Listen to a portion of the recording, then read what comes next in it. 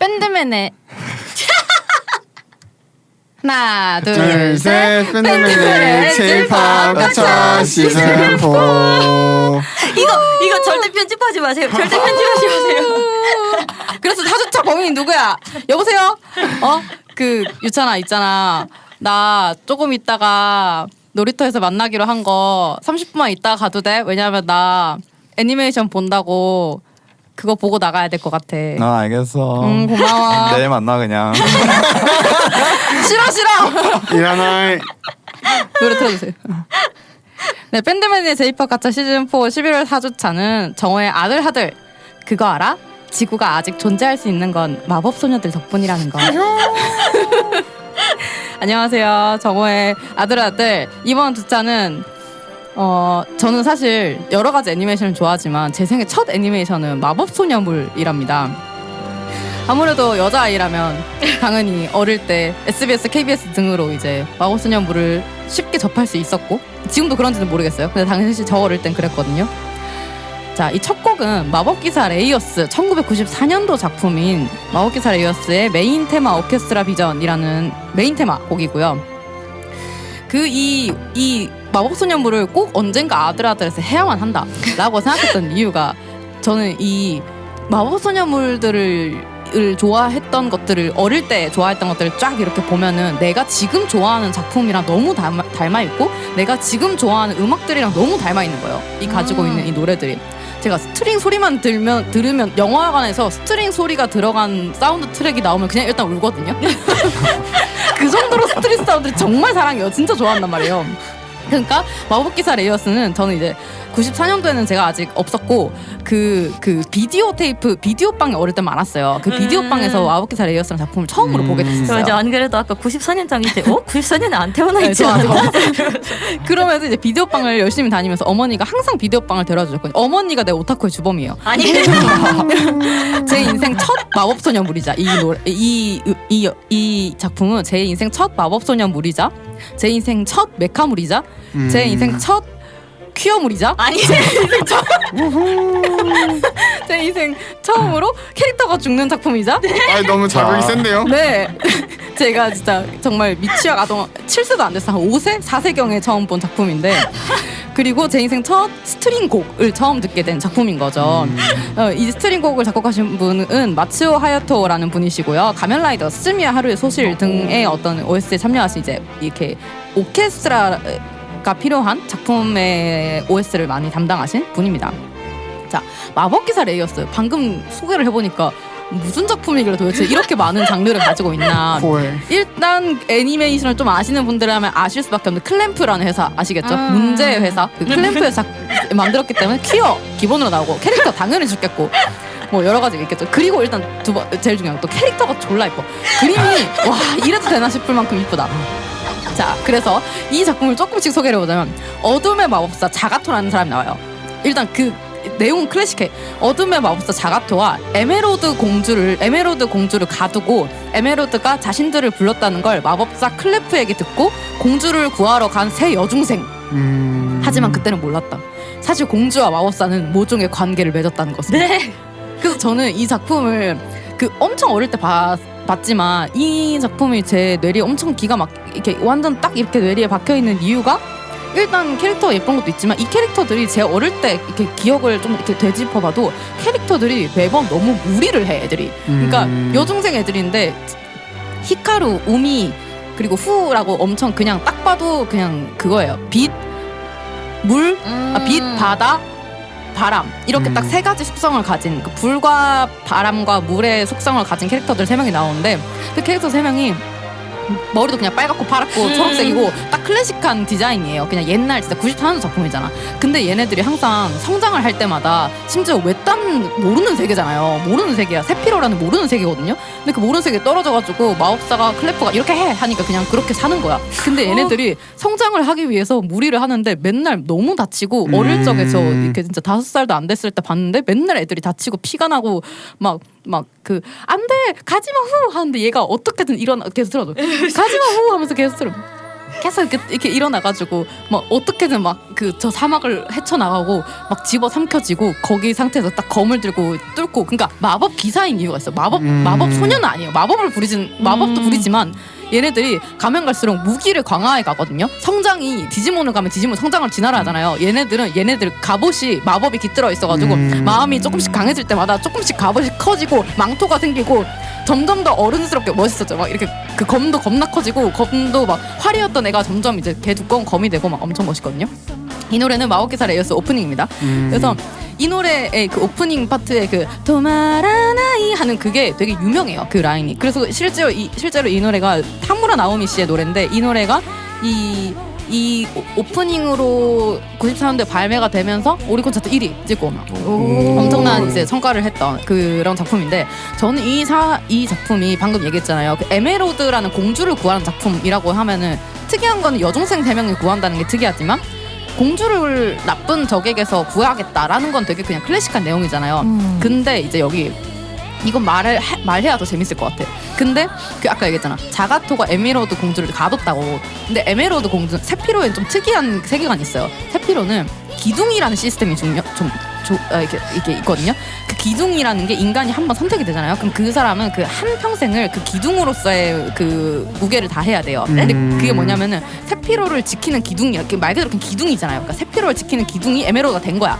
근데 기둥이 되고 나면은 그 마치 스님처럼 어느 욕망이 뭐에도 휘둘리지 않고 이 세피로를 지키기 위해서 가만히 이렇게 항상 집중하고 살아야 되는 거야.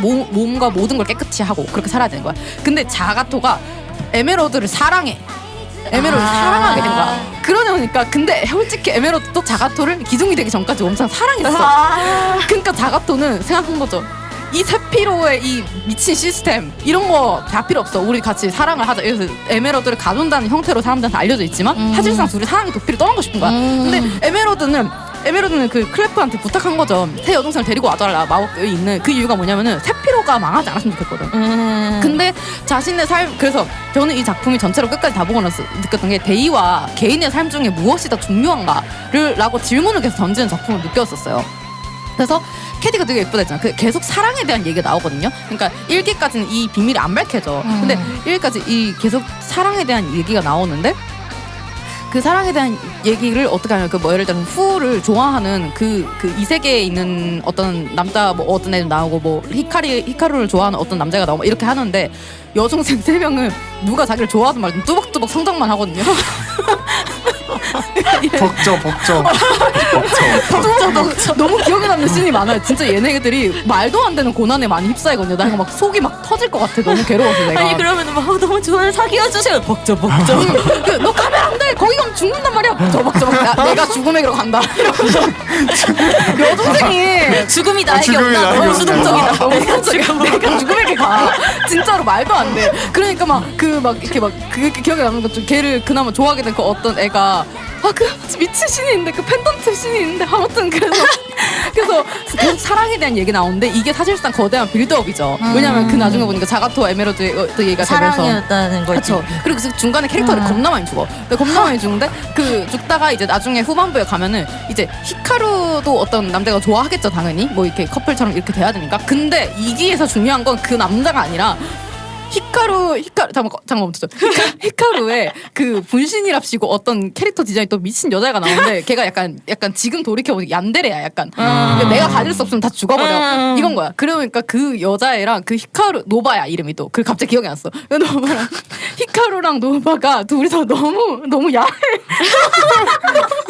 내가 어릴 때 그런 걸 보고 자라서 고자극. 이렇게 커버렸어.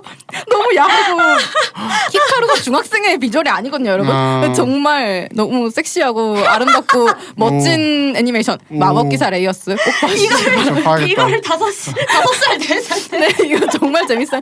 저 3기까지 다 봤거든요 어릴 때. 정말 좋아하는 작품입니다. 자, 제가 처음에 막 대인이야 개인의 그거냐 할 때도 이걸 5살 4살 이랬는데 그래 이 짤은 뭔가 많이 봤던 것 같아. 그쵸 이거에 노바야. 저거 위에 있는 애가 노바야. 빨간 머리 둘. 노바가 너무 섹시하고 진짜 야해. 진짜 막 둘이 너무 그러니까 텐션이 정말 말이 안 돼. 나 그래서 지금 이 보통 텐션으로는 만족하지 못하는 사람이 되버렸어. 자 그다음 노래 들게요. 네. 그다음 노래. 네. 제이팝 가차에 이 노래를 3번째 트는 것 같아요. 정말 죄송합니다. 하지만 정말 여러 번 고민하는 결과 이 노래를 안 틀 수 없었어요. 자, 카드캡터 사쿠라 1996년의 클램프 작품입니다. 여전히 그 마법기사 레이어스의 영향으로 인해 클램프 작품만을 쫓아다니던 어린 시절, 평범한 초등학교 4학년 키노모토 사쿠라가 고고학자인 아빠의 서고에서 낡은 책을 우연히 펼쳤다가 봉인의 수호자 케르베로스를 깨고 맙니다. 케르베로스부터 마법의 힘을 받아서 카드캡터가 된 사쿠라는 이 세상에 재앙을 가져온다는, 그러니까 결국은 사쿠라가 재앙을 뿌린 거야, 세상에. 이 세상에 재앙을 가져온다는 크로우 카드의 회수와 봉인을 명받아요. 그래서 사쿠라는 마을에 일어나는 여러 가지 이제 이상한 일들 하나하나 해결하면서 카드를 봉인하는 거죠. 자, 이렇게 보면 또 뭐야, 심플해. 애기들 작품 같아. 그러나 거대한 또 거리가 숨어 있겠죠. 왜 사쿠라는 재앙을 세상에 뿌려야만 했는가? 그게 과연 사쿠라가 실수로 저지른 일인가? 사쿠라한테는 그럼 그 책을 열 수 있는 마력이 왜 있었는가? 이게 이제 57화라는 전체 그 큰 회차에 걸쳐가지고 사쿠라의 이제 전생과 사쿠라의 아버지의 정체와 이 모든 비밀들이 서서히 밝혀지면서 이제 기가 막히게 재밌다. 화려한 셀 애니 그리고 아이디어가 돋보이는 매 회차의 카드들이 되게 이제 막 그 있거든요. 처음에 봉인하게 된 카드가 윈디, 뭐 얼음도 있을 거고 우리가 흔히 생각할 수 있는. 근데 되게 이렇게 기발한 거는 뭐 섀도우 이런 것도 있고 또 미러 이런 것도 있었고 되게 특이한 캐릭터들이 많아요. 근데 그 각 카드들이 다 또 개성이 있고 얘네들이 생김새도 다 다르고 얘네들 성격도 다 달라. 그래서 봉인하는 방법도 다 중요해. 사일런트라는 카드가 되게 기억에 남아요. 그 사일런트라는 카드가 미술관에 걔가 숨었거든요. 그래가지고 어떤 분명히 그림에 그 이런 여자가 없었는데 왜 있는 거야? 소장이 화가 난 거죠. 근데 그게 알고 있는 게 사일런트 카드야. 그래서 왜 있는 거야? 소리를 지르면 사일런트는 자기 카드를 효력을 발동해서 자기 주변에 있는 모든 인간들을 다 미술관 밖으로 보내버리는 거예요. 그러니까 이제 이게 조금씩 그게 사람들이 내가 갑자기 여기 왜 있지? 하지만 서서히 반복되다 보면 인간들이 알아챌 수 있잖아. 그래서 얼른 이제 사쿠라가 이걸 해야 되는데 봉인하겠다고 막 이렇게 소리를 내면 얘가 또 이렇게 할 거잖아. 도망가라. 이게 내보내버릴 거고. 그래서 봉인한 섀도우 카드를 이용해서 봉인하는 개 재밌는 회사 있거든요. 그리고 이건 또 다른 거지만 지수라고 되게 특이한 여자인 캐릭터가 나오는데 그 친구가 그 사쿠라한테 매 회차 다른 옷을 입히는 재미로 사는 이상한 여자예요. 그래서 그때 그 옷마다 다른 그 코스튬을 보는 재미도 있다. 마법소녀 하면 항상 같은 옷을 입잖아요. 그렇죠? 시즌 바뀌면 새로운 옷을 보는 재미 그게 있는데 사쿠라는 시즌을 기다릴 필요 없어. 매 회차 달라진다. 정말 재밌다. 아무튼 자 여기까지 하고 그래서 보면은 개성 있고 또 각자의 사연이 있는 반 친구들이 다 있어요. 그 친구들이 초등학교 내내 쭉 같은 반으로 올라가거든요. 일본에는 그게 가끔씩 있는 일이라고 하더라고요. 교복을 입는 초등학교에서는. 그리고 아이의 시선에서 그려내는 캐릭터들의 갈등 그리고 마을 사람들이 이거 정말 중요해. 마을 사람들이 한 아이들을 어떻게 키우는지 이게 좀 되게 많이 드러나요. 마을 사람들이 사쿠라한테 따뜻하게 대하고 이런 것들이 꽤 많이 나오거든요. 회차마다. 그래서 아주 따뜻하고 순수한 이야기가 가득해서 저는 이 사쿠라는 솔직히 1년에 한 번쯤 꼭 한 번씩 정주행을 하는데 그렇게 될 때마다 세월이 갈수록 이 지금 현존한 이 세상한테 되게 필요한 이야기가 되어가고 있다고 생각을 해요. 이게 갖고 있는 이야기들이. 음악도 너무 따뜻하고. 그래서 극장판이 총 2개 있는데요. 한 편이 홍콩 여행과 시대적인 배경을 따서 그리움이라는 것에 대한 이야기를 하고 그리고 홍콩 전경이 그려진 진짜 막 일단 그림이 미쳤어. 그런 멋진 작품이 하나 있고요. 또 OST 너무 좋고요. 역시나 지금도 들으면 알겠지만 스트링이 되게 기반이 엄청 크게 되어 있죠. 이거 라이브가 진짜 사카모토 마의 플라티나인데요. 라이브를 꼭 보셔야 됩니다. 진짜 눈물이 빵 나와. 진짜 말이 안 돼. 너무 아름다워. 그리고 한 편이 마지막 그 극장판이 긴 사쿠라의 이 여행의 대장정 그 사실상 최종화를 극장화한 작품이 있어요. 진짜 재밌습니다. 그 최종화가 그러니까 마지막에는 샤오랑과 헤어지면서 끝나는데 근데 이제 그 최종화에서 이제 진짜 진엔딩이 나오는 거지. 되게 진짜 재밌습니다. 일단 잠깐 멈춰줘요. 전체적으로 사운드트랙이 하나하나 이것까지라고 할 만큼 공들인 티가 나는 작품이에요. 그 예를 들어서 그 지수 친구가 합창부거든요. 지수의 노래를 이용해서 그 송이랑 카드를 잡게 되고 뭐 이것저것 여러 가지 있어요. 송이 그 지수의 목소리를 탐내가지고 뺏는 신도 있고 아무튼 되게 아이디어들이 많는데 근데 그런 데서 나오는 지수의 합창곡이라거나 이런 트랙도 되게 많거든요. 그래서 이것까지라고 할 만큼 공들인 티가 나고 한국 예능에서도 많이 쓰이는 배경음악 중에서 사쿠라한테 가져온 게 많아요. 그래서 되게 이제 약간 일단 좋은 음악이라는 그게 있는 거죠. 이렇게 밝은 분위기를 낼 때 이 음악을 써야지 하면 그 사쿠라가 되게 지배적으로 많았다. 예능에서 쓸 만큼 아무튼 그런 얘기를 하고 싶었습니다. 자 지금 제가 너무 급하게 얘기하고 있는데 여러분 사쿠라나 레이어스를 보신 적 있나요? 아니요 봐야 될 것 같습니다. 사쿠라는 이제 어릴 때 그냥 막 이제 막 매일매일 챙겨봐야지 이게 아니라 그냥 뜨문뜨문 계속 봤었으니까 저도 윈디 카드랑 다 기억나고 그죠. 그 사쿠라 그 닭봉이라고 하죠. 그쵸, 처음 그쵸. 닭봉이었다 나중에 이제 별봉으로 네네. 바뀌는데 그 닭봉을 굉장히 갖고 싶어 했었고 이제 그때 당시에 진짜 완구도 기가 막히게 막 만들잖아요. 누가 봐도 맞아, 갖고 맞아. 싶게 만드는. 맞아. 아무튼 정말 그 사쿠라 레이어스는 지금 진짜 볼 수 있는 데가 찾기가 어려울 거고 사쿠라는 네이버에 쳐도 나오거든요. 그냥 이렇게 예전에 우리 어릴 때 봤던 그 블로그 왜냐면 없거든요. 지금 OTT에. 그래서 아무튼 정말 추천합니다. 맞아. 그리고 이제 사쿠라 때문에 이제 좀 그거 롤러 스케이트를 타고 학교에 가고 싶어. 맞아. 라는 게 있었고. 맞아. 그게 있었죠. 맞아. 자, 다음 거 한번 들어볼게요. 자, 세 번째는 이거는 일본 곡을 가져오고 싶었는데 그 오리지널 트랙이 없더라고요. 그래서 어쩔 수 없이 한국 곡으로 갖고 왔습니다. 꼬마마법사 레미 오자마녀 도레미 1999년도 작품입니다. 네, 오자마녀라는 게 방해가 되는 여자 자마 할 때 그 오자마 할 때 방해가 되는 여자와 마녀 마조라는 그 말장난이 담긴 제목으로 정체를 들키면 개구리가 되고 마는 마녀들의 세계가 있어요. 근데 인간들의 세계에 와서 몰래 마법이 깃든 물건들을 팔아서 돈을 벌곤 했는데 그만 주인공인 도레미 레미한테 마조리카가 정체를 들키면서 너 견습마녀가 돼서 자신을 다시 마녀로 돌려달라고 합니다. 근데 그게 나중에 이제 시즌이 바뀌면서 새로운 캐릭터 나왔을 때 그런 비슷한 사건이 있는 걸로 봐서 마계에서 좀 흔한 일인가 봐요. 그래서 처음에는 이렇게 시작이 됐으나 레미의 절친인 이제 그 메이와 그리고 전학을 온 사랑이와 이렇게 셋이서 이제 삼총사가 돼서 시즌 1에서는 막 이제 일들을 해결하고 또 친구들과 다투기도 하고 어떤 그 마법을 그 마녀가 되면은 자기의 소원 하나를 이룰 수 있거든요. 그래서 거기서 이제 그 마조리카의 그거를 같이 힘을 모아서 마법을 부리면 될 일이고 걔네들이 진짜 그 중견 마법 마녀가 되면은 근데 마녀가 되면은 자신의 소원을 이룰 수 있기 때문에 그 소원을 하나씩 이제 생각을 하면서 해요. 첫 번째로 레미의 소원은 대빵 큰 스테이크를 먹고 싶다였고요. 두 번째 메이의 소원은 엄마 아빠가 메이의 소원은 뭐였더라? 학교 뭐지 중학교를 잘 가게 해달라는 거였나? 아무튼 그런 약간 자기의 미래에 대한 꿈이었던 걸로 기억을 하고 사랑이의 소원은 엄마 아빠가 다시 잘 살게 해주세요라는 거였어요. 사랑이의 그 어머니 아버지가 이혼 가정이어서 그래서 이제 2기에서는 이제 보라라는 연예인 친구가 나와서 그 친구도 같이 이렇게 되고 3기에는 모모 하나 2기에 하나가 나오고 3기에 이제 모모라는 친구가 나와서 아무튼 이렇게 저렇게 일이 많은데 밝은 어린이용 작품이지만 가끔 이제 현실적이고 우울한 내용이 나오기도 해요. 이혼, 육아 스트레스, 등교 거부 등의 이제 현실적인 소재 에피소드가 종종 나오기도 하고 그 학교 내에서도 이제 그 학생과 이제 그 선생 사이의 체벌 문제 같은 것도 많이 나오고 그리고 이제 아무튼 되게 인간적인 얘기들이 많이 나오는데 그래서 리얼리티가 생기면서 나이 먹고 다시 봐도 재밌다는 소리를 듣고는 합니다. 근데 이제 보면은 당시의 시대상으로는 막 그렇게 문제가 되지 않은 요소지만 지금은 좀 논란이 되는 것들은 있다고 합니다. 부모가 아이들을 뺨을 때리는 체벌이나 뭐 이런 장면들이 그냥 나와 버리기 때문에 화면에. 그래서 근데 이 감독이 말하는 게 진짜 어이가 없는 게 사토 주니치 씨가 어린이들의 동심을 파괴하려고 한 것은 아니고 어린이들이 언젠가 겪을 일이니까 미리 보고 그런 일이 있을 때 현명한 판단을 하라는 의도가 있었다. 조기 교육이네. 아니 무슨 말씀을 하시는 거예요 도대체? 하지만 화면 자체는 너무나 자극적이었고 이 노래는 사랑의 구조 신호라고 아마 4기 오프닝인 걸로 알고 있습니다. 예. 하나가 갑자기 어른이란다. 초등학생이 되는 에피소드가 있거든요. 아무튼 저는 전 만화를 다 봤는데 되게 특이한 게 얘네들이 처음에 초등학교 3학년으로 시작을 했나 그랬거든요. 초등학교 3학년 시작해서 3, 4, 5, 6 이렇게 하면서 점점 이제 자라면서 1년마다가 시즌이에요. 근데 이 만화도 또 재밌는 요소가 얘네들이 그 시즌이 끝날 때마다 항상 마법단과 이별을 하게 되거든요. 근데 그게 진짜 이렇게까지 슬퍼야 돼 할 정도로 너무 슬퍼. 눈물이 너무 나는 거야. 그러니까 마법단과 헤어지는 그 마조리카와의 관계와 걔네들이 결국 시즌마다 항상 마녀가 돼요.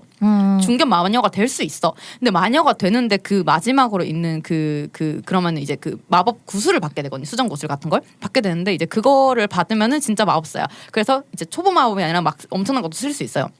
근데 그렇게 되면서 그때 걔네들의 마지막 마법 구슬을 꼭 누군가를 지키는데 누군가를 살리는데 이런 데 쓰게 되는 거예요. 그래가지고 결국 그런 데 쓰면은 그거는 이제 그거 불법 마법이라서 깨지거든요. 매 시즌마다 그렇게 지내요. 항상 1, 2, 3을 다. 아마 시즌 4에서는 안 그랬을 거예요. 그냥 진짜 마녀가 됐을 거예요 걔네들이. 근데 이제 그래서 그 시즌 그렇게 하는데 두 번째는 또 아기를 키워야 되는 그 마녀계의 여왕이 될 아기를 키워야 되는 임무가 주어지는데 그 아기가 진짜 나는 왜 그러니까 무슨 얘기를 하고 싶었는지도 모르겠죠. 지금 생각하면 좀 이상하지만 초등학교 4학년 엄마들인데 너무 엄마 생각하면서 많이 울었거든요. 진짜 너무 그러니까 그 기가 막힌 그 느낌을 너무 잘 담아냈고 그리고 그 친구들과의 관계에서 막 싸우고 질투하고 어릴 때 있던 그 시기 질투라는 그 더 이렇게 너무 약간 미운 감정 있잖아요. 그것도 너무 잘 표현해서 그걸 어떻게 이겨내 가는지 그런 것도 그렇고 아무튼 진짜 너무 그리고 그 시즌 마지막 진짜 최종 마지막 있잖아요. 비바체 마지막 그때 메이랑 레미랑 나누는 대화가 있는데 그게 진짜 너무 우리 어릴 때 보면은 초등학생 때는 그 중학생 때 친구랑 떨어지게 될 때 그 감정 알아요? 그러니까 당연히 볼 수 있겠지만 왠지 모르는 그 예감하는 처음으로 뭔가를 예감한 순간 있잖아요. 얘랑은 좀 이제 지금처럼 못 보겠지? 하고 딱 예측하게 되는 약간 해피엔드 영화 같은 얘랑 지금처럼 못 보 그런 장면이 하나 나와. 근데 그게 진짜 와 어른 다 돼서도 펑펑 울면서 봤었던 기억이 있습니다. 자 진짜 마지막 거 하나 진짜 빠르게 이어갈게요. 죄송해요. 자, 아니. 제가 알차게 준비했어요. 자 마법소녀 리리컬 나노아 2004년도 작품인데요. 이 노래 모르는 사람 있나요? 이 노래 이터널 블레이즈 정말 기가 막힌 노래죠. 이거는 이제 대히트를 쳐서 리리컬 나노아라는 작품에 일단 데이트를 쳤고 이 노래도 진짜 이제 막 각종 리듬 게임을 섭렵하고 정말 히트를 치. 근데 저는 이 노래를 진짜 이거 너무 좀 부끄럽지만 중학생 때 매일매일 이 노래만 듣고 너무 좋아해가지고 일단 걔 멋있잖아. 이 기타를 들어봐. 걔 멋있잖아. 이 노래를 매일매일 들었는데요. 자 평범한 초등학교 3학년 타카마츠 나노아가 유노 스크라이어와 만나서 마법소녀가 되고 이건 그냥 마법소녀 같아. 일단 유노를 도와서 로스트 로기와 주얼시드를 모은 이야기. 이런 이야기는 나노아라는 작품에서는 다 쓸모없어요.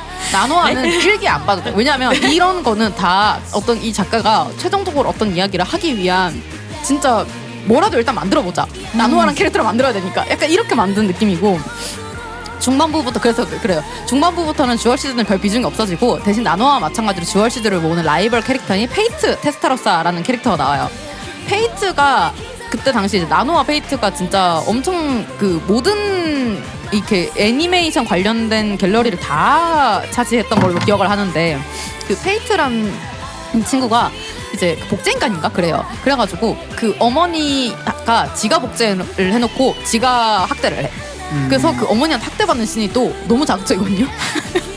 죄송해요. 아니 너무 그래서 왜 이렇게까지 학대를 해야 되는 거지? 라는 생각을 하고 있는데 나노아가 그걸 일단 구하게 되죠. 그래서 그렇게 학대받는 페이트를 구하면서 2기에서는 페이트랑 나노아가 친구가 돼요. 이제 원래는 악역이었는데 근데 2기에서 그 2기부터 진짜라니까요. 이 페이트와 나노아의 그 어떻게 보면은 페이트의 좀 이렇게까지 순애적인 애정? 이거는 사귄다라고 할 수 있는? 이거는 사랑이다. 이건 사랑이 아닐 수가 없다. 근데 실제로 시즌이 가면서 얘네들이 막 어른도 되고 하거든. 초등학생 애들이 근데 어른이 될 때까지 페이트는 나노아밖에 몰라. 페이트는 나노아밖에 모르고 나노아 한 사람만 알고 나노아한테 진짜 자신의 모든 걸 바친 그런 캐릭터예요. 근데 2기가 중요한 이유가 뭐냐면 AS라고 하는데요.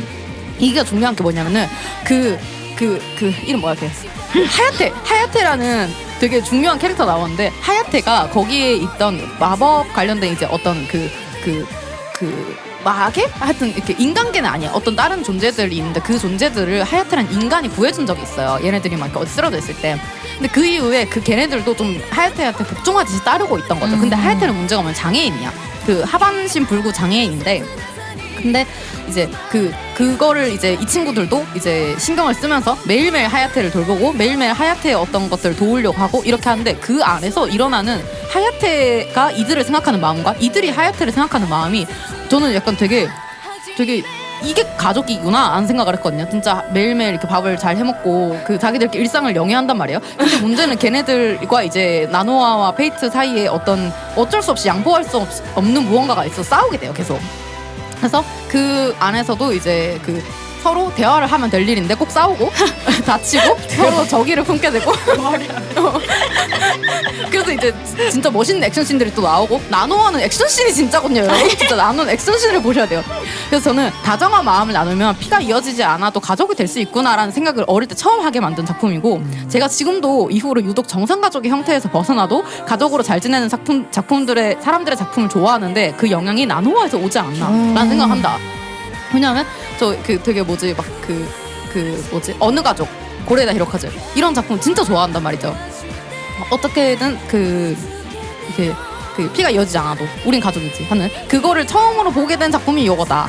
그래서 이거다. 일단 이 노래가 정말 좋고 그래서 전체적으로 저는 애니를 이렇게 딱 따라봤을 때 저는 되게 먼치킨물을 좋아하는구나 라는 생각하게 됐고요. 이걸 만들면서 먼치킨물은 뭐죠? 그 주인공이 개생 개짱 주인공이 나오는 주인공이 개짱. 그 주인공이 개짱인데 주인공이 개짱임을 처음에 좀 숨기고 있다가 서서히 드러나는 그 멋진 그것들을 너무 좋아한다는 거.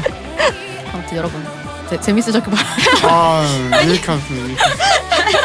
한 번쯤 이 더러운 세상을 사랑하고 싶을 때 이 더러운 세상을 내가 사랑하고 싶을 때 한 번쯤 마법소녀물을 보는 걸 정말 추천합니다. 정말 추천인가요? 네, 정말 추천합니다. 진짜? 네, 정말 추천합니다.